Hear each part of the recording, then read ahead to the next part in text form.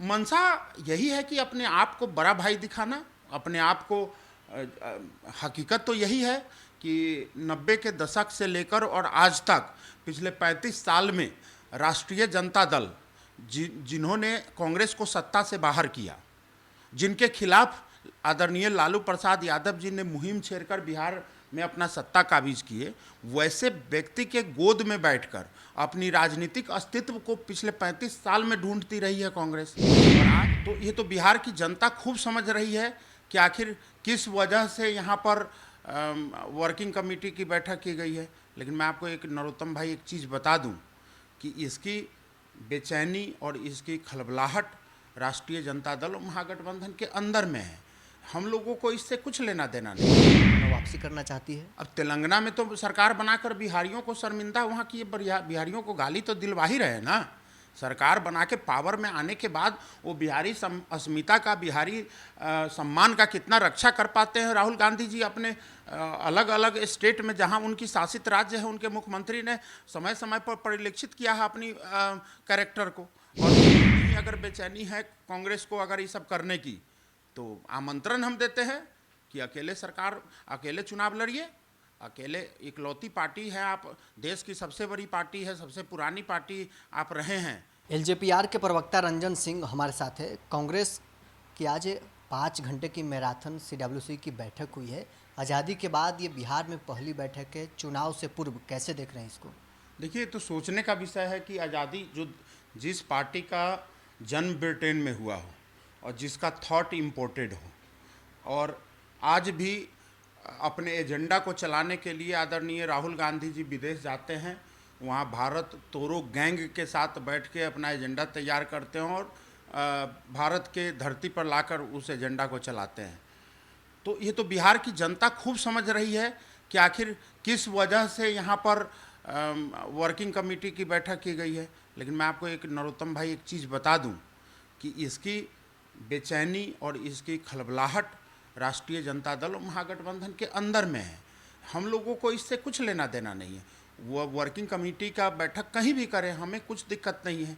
लेकिन जो प्रतिस्पर्धा इन दिनों देखने का मिला है महागठबंधन के अंदर, चाहे वो पप्पू यादव जी को मन से धक्का देना हो, चाहे नेता प्रतिपक्ष तेजस्वी प्रसाद यादव जी को ड्राइवर बना देना हो, चाहे पिछलग्गू बना देना हो और उनको मजबूर कर देना हो कि बिहार अधिकार यात्रा पे आप निकलिए, तो ये सारी जो स्क्रिप्ट है वो महागठबंधन के अंदर की बातों को बयां कर रहा है।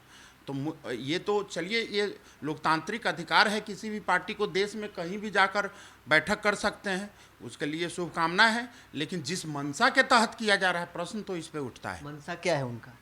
मंशा यही है कि अपने आप को बड़ा भाई दिखाना, अपने आप को हकीकत तो यही है कि 90 के दशक से लेकर और आज तक पिछले 35 साल में राष्ट्रीय जनता दल जिन्होंने कांग्रेस को सत्ता से बाहर किया, जिनके खिलाफ आदरणीय लालू प्रसाद यादव जी ने मुहिम छेड़कर बिहार में अपना सत्ता काबिज किए, वैसे व्यक्ति के गोद में बैठकर अपनी राजनीतिक अस्तित्व को पिछले 35 साल में ढूंढती रही है कांग्रेस।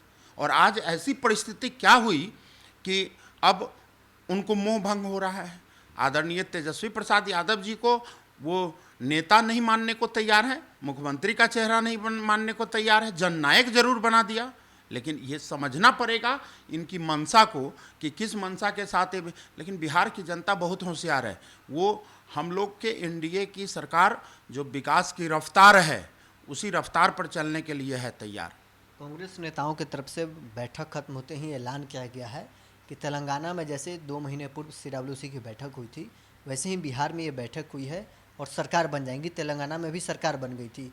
क्या कांग्रेस पार्टी पुनः 90 से पूर्व के दौर में अपना वापसी करना चाहती है? अब तेलंगाना में तो सरकार बनाकर बिहारियों को शर्मिंदा, वहाँ की बिहारियों को गाली तो दिलवा ही रहे ना। सरकार बना के पावर में आने के बाद वो बिहारी अस्मिता का, बिहारी सम्मान का कितना रक्षा कर पाते हैं राहुल गांधी जी अपने अलग अलग स्टेट में जहां उनकी शासित राज्य है, उनके मुख्यमंत्री ने समय समय पर परिलक्षित किया है अपनी कैरेक्टर को और उन्हीं को बुलाकर बिहार में प्रचार करवाते हैं। तो ये बिहार की धरती है, ये लोकतंत्र की जननी है। यहाँ पर ऐसा जो भ्रम में वो ये डूब रहे हैं, ये होने वाला नहीं है। पहले तो ये लोग आपस में फरिया लें कि कौन बड़ा भाई कौन छोटा भाई है, हम लोगों को इसमें बीच में नहीं भरना है।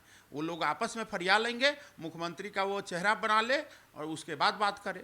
और इतनी ही अगर बेचैनी है कांग्रेस को अगर ये सब करने की, तो आमंत्रण हम देते हैं कि अकेले सरकार, अकेले चुनाव लड़िए। अकेले इकलौती पार्टी है आप, देश की सबसे बड़ी पार्टी है, सबसे पुरानी पार्टी आप रहे हैं, तो आप आइए और चुनाव लड़िए अकेले, आपका स्वागत है लोकतंत्र में।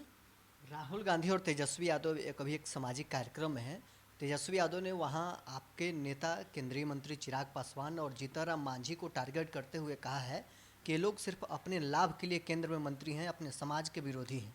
ठीक है, लाभ के लिए हैं, हम लोग लाभ पहुंचाने के लिए ज़रूर मंत्री हैं, क्योंकि हम लोग चाहते हैं दलित, वंचित, शोषित को लाभ मिले, इसमें तो कोई शक नहीं है। लेकिन एक तरफ ये भी तो सोचने का विषय है ना कि 2005 में सरदय स्वर्गीय रामविलास पासवान जी जब अल्पसंख्यक को नेतृत्व देने की बात किए, तो पीछे से हाथ क्यों खींच लिए ये? अगर ये पीछे से हाथ ना खींचे होते तो आज अल्पसंख्यक मुख्यमंत्री हुआ होता ना 2005 में।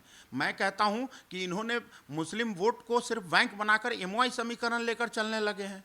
और हमारे नेता सरदय स्वर्गीय रामविलास पासवान जी उस समय अल्पसंख्यक को नेतृत्व देने की बात किए। ये तो वोट बैंक की राजनीति करते रहते हैं।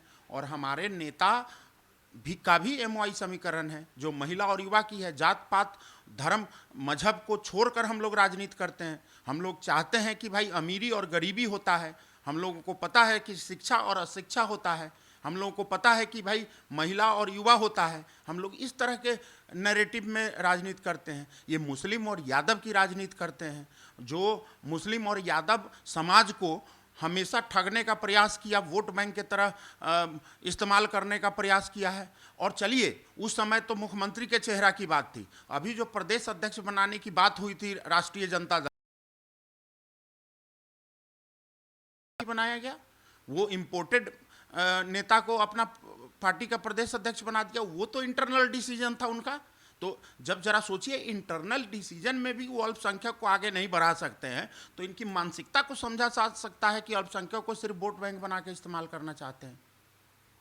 तो चलिए, एलजेपीआर के प्रवक्ता रंजन सिंह हमारे साथ थे। इन्होंने साफ तौर पर कहा है कि तेजस्वी यादव और कांग्रेस पार्टी अल्पसंख्यक को सिर्फ अपना वोट बैंक मानती है। पद देने की जब बारी आती है तो अपने परिवार के लोगों को ही देते हैं। साथ ही आज कांग्रेस के जो मैराथन 5 घंटे की CWC की बैठक हुई है, इस पर इन्होंने कहा है कि तेजस्वी को मुख्यमंत्री स्वीकार कांग्रेस पार्टी नहीं कर रही है। कांग्रेस पार्टी अब अपने दम पर बिहार में सरकार बनाना चाहती है।